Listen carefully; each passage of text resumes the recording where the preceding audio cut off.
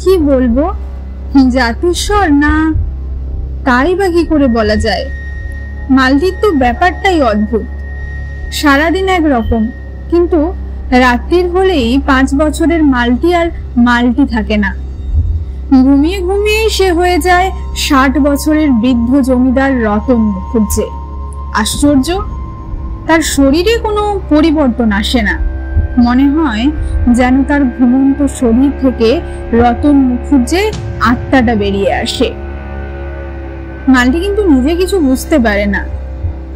দিনের বেলা ঘুম থেকে উঠে তার কিছুই মনে পড়ে না, কিন্তু রাত্রির হলেই মালতির পূর্বজন্মের স্মৃতি নিয়ে আত্মা ঘুরে বেড়ায়। তার মুখে একটাই কথা, প্রতিহিংসা চাই। পাগলের মতো সে খুঁজে বেড়াচ্ছে, কিন্তু খুঁজে আর পাচ্ছে না। রতন মুখুজ্জে ছিলেন জমিদার দয়াল মুখুজ্জের নাতি। বিয়ে থা করেননি, বাপ মা হারা ছোট ভাই জিতেনের জন্য। তাকে লেখাপড়া শিখিয়ে বড় করলেন, বিয়ে থা দিলেন, একটা ভাইপো হলো। কিন্তু হঠাৎ একদিন রতনবাবু কাজ করতে করতে অসুস্থ হয়ে পড়লেন। হাটের ওপর সামান্য চাপ পড়েছিল। ডাক্তার পরামর্শ দিলেন সম্পূর্ণ বিশ্রাম নিতে হবে। ওষুধপত্রের ব্যবস্থা করে ডাক্তার চলে গেলেন। জিতেনের বউ মালতী অত্যন্ত লোভী ছিল। সে সমানে জিতেনকে বদমতলব দিতে লাগলো। বিষয় সম্পত্তি সব ছিল রতনের নামে। মালতী ক্রমান্বয়ে জিতেনকে বুঝিয়ে বলল, তাদের একমাত্র সন্তান, তাদের ছেলেকে ঠিকমতো মানুষ করতে গেলে অনেক টাকা পয়সা চাই। বুড়ো আর কদিন বাঁচবে, ও মরলে সব তো তারাই পাবে। সুতরাং রতনের মরাটাই কাম্য। জিতেন প্রথমটায় রাজি হয়নি, কিন্তু মালতীর চাপে পড়ে শেষ পর্যন্ত রাজি হতেই হলো। ওষুধের নাম করে ও একটু করে বিষ খাওয়াতে লাগলো রতনকে। ধীরে ধীরে শেষ হয়ে আসতে লাগলেন রতন বাবু। তারপর একদিন মারা গেলেন। তিনি অবশ্য বুঝতে পারেননি তার মৃত্যুর জন্য কারা দায়ী। তার প্রচন্ড মায়া ছিল সংসারের ওপর। মৃত্যুর পর তার আত্মা আশ্চর্য হয়ে লক্ষ্য করলো তার মৃত্যুতে ভাইয়ের সংসারে খুশির হাওয়া বইছে। না, তখনও তিনি বুঝতে পারেননি এই খুশির জোয়ারের আসল কারণটা কি। আসলে তিনি কল্পনাও করতে পারেননি তার প্রিয় ভাই এত বড় বিশ্বাসঘাতকতা করবে। কিছুদিন পর তিনি বুঝতে পারলেন নবজন্ম নেওয়ার সময় হয়েছে। তাই শেষবারের মতো তিনি আর একবার ভাইকে দেখতে গেলেন। যখন গভীর রাত, কিন্তু জিতেনের ঘরে আলো জ্বলছে। ওরা ফিসফিস করে কি সব বলছে। দেখে ফিরে যাচ্ছিলেন। হঠাৎ জিতেন দাদা বলে কিছু একটা শুনতেই দাঁড়িয়ে গেলেন। শোনার চেষ্টা করলেন। জিতেন বলছে, আমি ভেবেছিলাম ডাক্তার কাকা ঝামেলা করবে, দাদার দেহটা পোস্টমর্টম করতে পাঠাবে। ভাগ্য ভালো সেটা করেনি। মালতী হেসে বলল, বুঝতেই পারেনি। এত কম বিষ দেওয়া হতো যে বোঝা যায়নি। জিতেন ঠোঁটে আগুন রেখে বললেন, চুপ, দেওয়ালেরও কান আছে। মালতী মুখটা বেঁকিয়ে বলল, তোমার ভয় আর গেল না। কবে যে সে মরে ভূত হয়ে গেছে। হ্যাঁ, ভালো কথা, বিষের কৌটোটা ফেলে দিয়েছো তো? জিতেন বলল, কোথায় ফেলবো বুঝতে পারছি না, তাই ফেলা হয়নি। মালতী বলল, কোথায় ওটা? আলমারির মাথার উপর দিকে তাকিয়ে জিতেন বলল, ওই তো। মালতী হাই তুলে বললেন, হ্যাঁ, কাল সকালেই ওটা ফেলে দিও, ভুলো না যেন। এখন এসো, শুয়ে পড়া যাক। রতনের বুকটা জ্বলছে। এত বড় বিশ্বাসঘাতকতা করলো তার ভাই। এই যে কল্পনারও অতীত। তিনি যে ওর জন্য সারা জীবন ত্যাগ করে গেলেন। না, আর ভাবার সময় নেই রতনের আত্মার। চলে যেতে যেতে শুধু একটা কথাই উচ্চারণ করলেন, প্রতিহিংসা চাই, প্রতিহিংসা। ইতিমধ্যে কেটে গেছে 6টা বছর।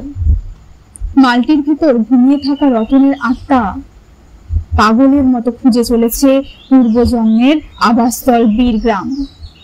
মালটির বাবা কলকাতায় এক সরকারি অফিসের বড় অফিসার।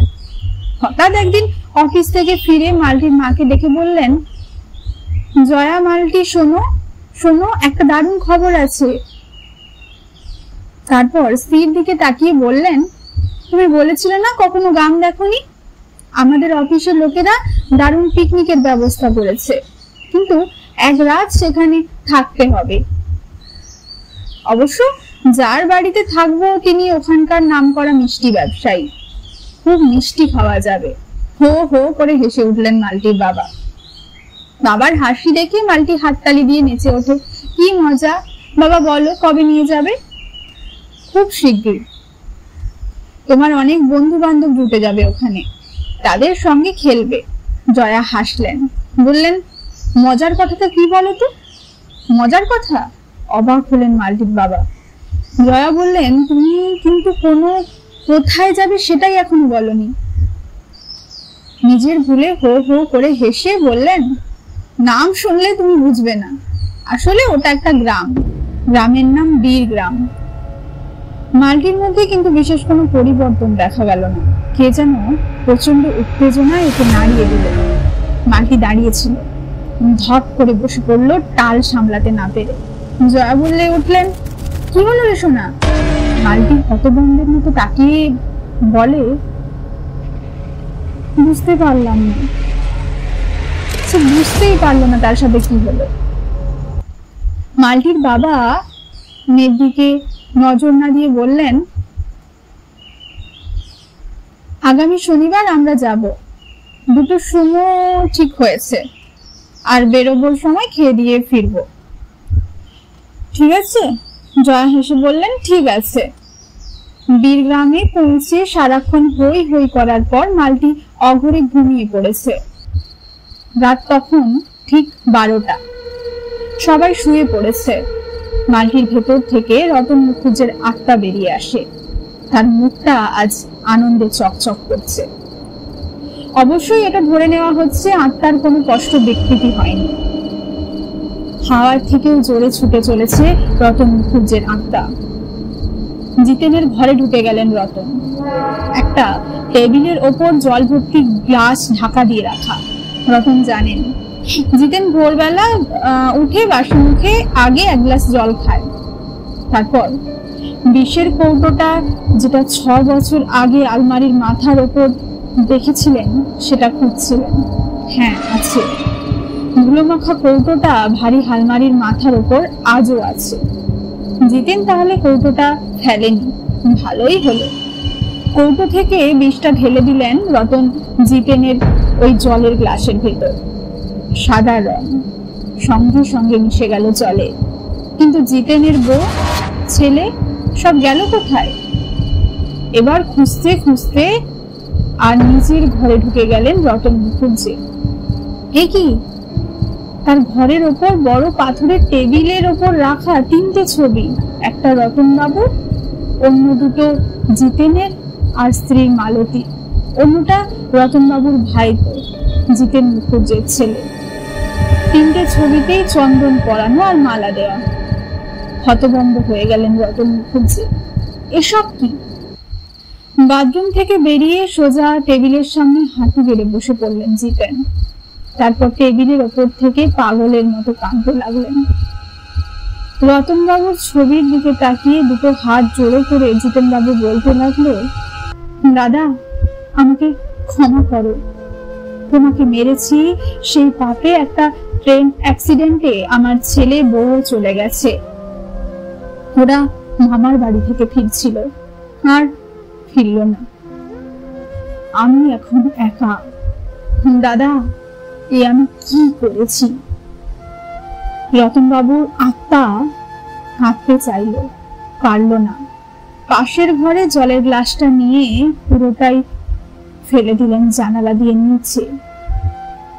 তিনি কাকে শাস্তি দিতে এসেছেন? ভগবান তো তাকে অনেক আগেই মেরে রেখেছেন। চরম পাপের এই পরিণতি দেখার পরেও আর এক মুহূর্ত তিনি অপেক্ষা করলেন না। মুখুজ্জে বাড়ি থেকে বাইরে বেরিয়ে এসে যখন তিনি খোলা আকাশের নিচে দাঁড়ালেন, তখনও জিতেনের হাহাকার ভেসে আসছিল। দোকান চাপা দিয়ে মুখটা আকাশের দিকে তুলে রতনবাবু আত্মা তার শেষ প্রার্থনা জানালেন, হে ঈশ্বর, এবার আমায় মুক্তি। রতন মুখুজ্জের অস্তিত্ব বিলুপ্ত হয়ে মালটি শুধু মালটি হয়েই বেঁচে থাক।